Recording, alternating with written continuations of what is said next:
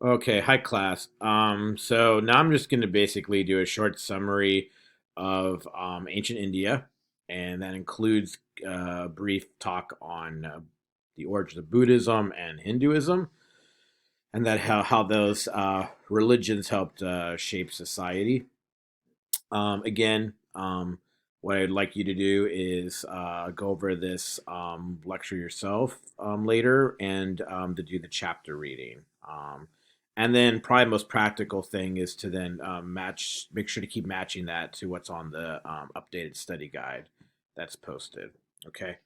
So here we go.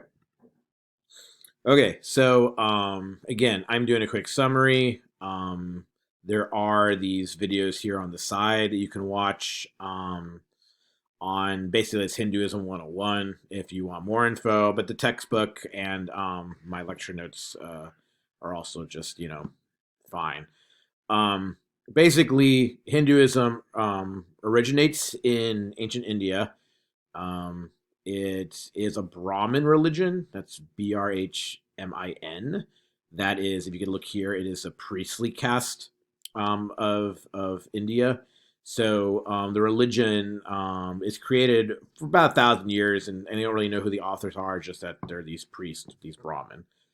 And the two main texts are the Vedas and the Upanishads, the early texts.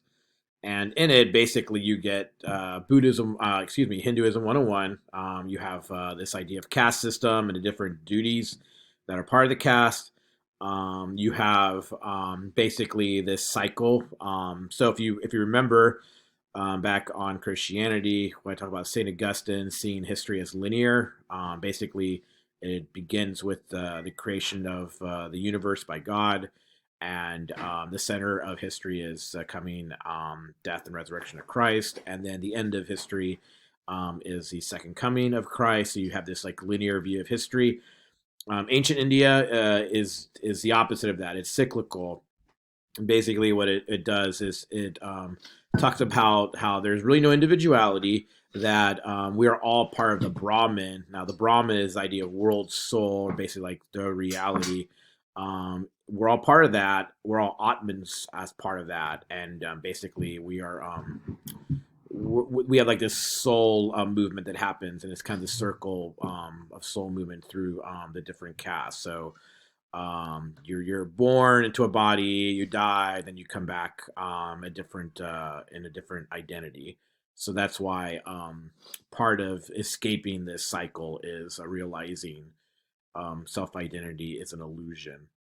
So that's the whole idea of like birth, death, reincarnation, and then you know repeat cycle until you get reunited with the Brahman, Brahman.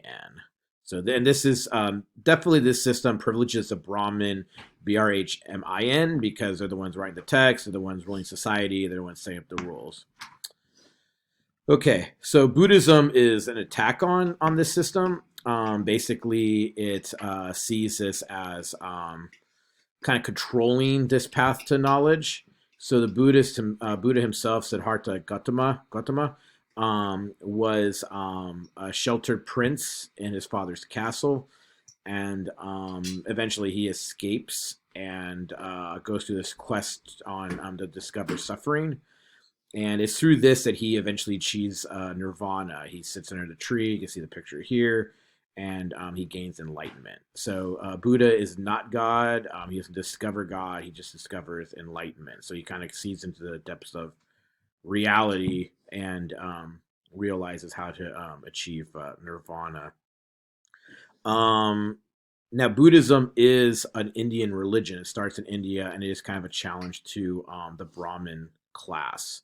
And part of that you can see in the Four Noble Truths, where he, like the Hindus, recognize life is suffering. Now, karma is in Hinduism, where you can kind of like deal with suffering by being reincarnated in a lower caste and then living good, doing your caste duties, and coming back in a higher caste. With Buddhism, he thinks it's open to anybody, so it doesn't privilege caste. I mean, open to even male and female. Um, that suffering comes. The big thing to know is the Four Noble Truths. That suffering is is due to captivity to desire, and but here's the difference: desire can be overcome, and you overcome it by number four truth on this eightfold path. So things like that are listed there is this stuff to defeat it. And I think mindfulness is the big one because it really does like focus first on self and being like totally attuned to one's thinking, but also being attuned to the other as well. So that's Buddha. Jainism, you could check this out on your own. This is not your test, so I'm not going to spend time with it, but it's a much more strict, austere form of religion. Here, what's important is these different dynasties. So early on, there wasn't really much um, cohesion in India. If you think like empire-wise, that hasn't come till the Mauryan dynasty, and they're the ones that basically unify or begin to unify India. And Ashoka, you'll know him for your test. He's the guy who comes along, gains power. And why he's important is he actually converts to Buddhism. So he's the one who makes Buddhism popular and actually tries to live through Buddhism. He actually pushes um, um, laws favoring nonviolence, and he does this in a very non coercive way. So he's actually a true believer in Buddhism, and tries to practice it even after he was an emperor and conquering other people. So he does a 180. The Kushan kingdom follows later on. What's important here is you actually see the influence of Alexander the Great and his conquest, where he actually ended up in around India. So you start to see the first statues of Buddha arising, and people see basically Hellenism happening here. And then the next dynasty, not so important on your test. So again, you can check it out, but I'm not going to spend time on it. Okay, the spread. So it does start in India. Make sure you remember this. It starts in India and it spreads into Asia, particularly China, Japan, etc. So the two forms of Buddhism are the Theravada and the Mahayana. Theravada is basically way more rigid and ritualistic. It is the little raft, so it means like fewer people can follow it. And then the Mahayana is the big raft. This is a more popularized version of Buddhism. This is the one that ends up in China, Japan, really makes headway there. And this is the big raft. More people come in, and it has the bodhisattvas. These are other people than Buddha himself who gain enlightenment or on the path of enlightenment and are seen as inspirational.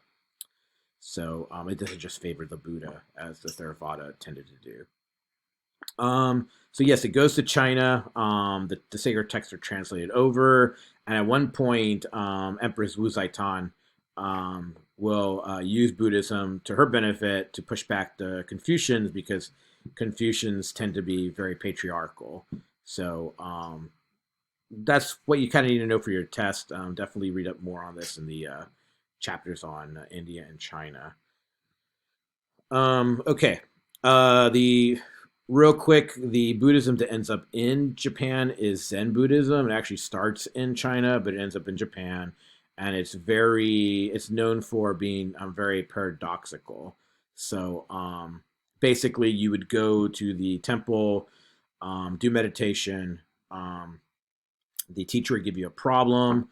It's kind of one of these puzzles that are really like hard to solve, but the whole point is actually to spend time going over and over the problem in your head until finally via this private talk with your mentor, you have this intuitive experience. So that's more of the goal of it. The guy who founded Zen Buddhism, Bodhidharma, his whole idea was that Buddhism isn't just a textual religion that like the original Chinese had started, but one about meditative practice. Okay, we're almost done. So Hinduism, as obvious, today if you visit India, you'd see Hinduism everywhere. Hinduism is the religion of India, whereas Buddhism is not so much anymore.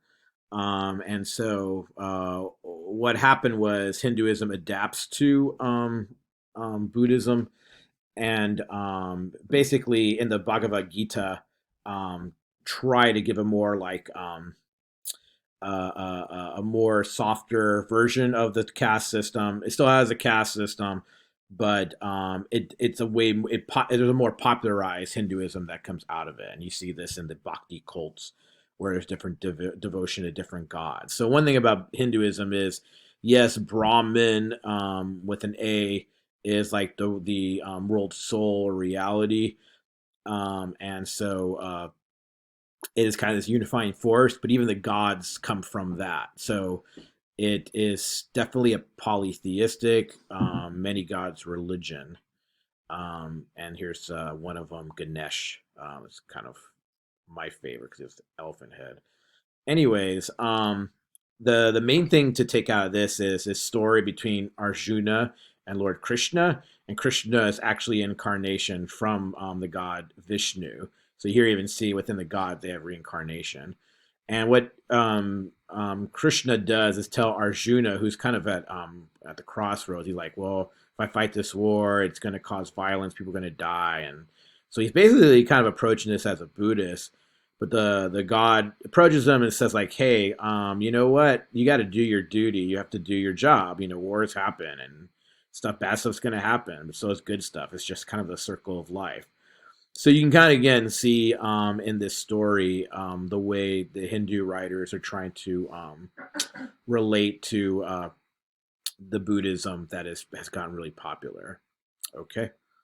All right, that's about it. There's one last slide on Hindu thinkers, but again, they're not on your test. Again, just check them out. It's just my way of showing that Hinduism, continue to develop. So that's it. I try to highlight all the stuff that's on your exam. Make sure to reference it with the study guide and your textbook. All right, good luck.